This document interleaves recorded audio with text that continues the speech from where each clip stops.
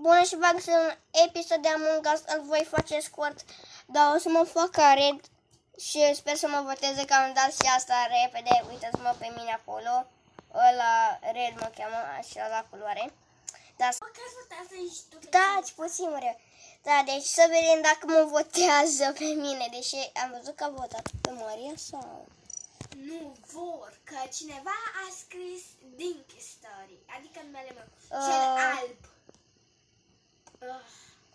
Dinky Story. Și asta e numele meu. Creu, măi? Ah, da. Și eu l-am scris. Ia, să vedem, să vedem, să vedem, să vedem. Oh, m-am plictisit. Votează tu pe cineva ca să termine. Ok, pe ce? Nu, de ce?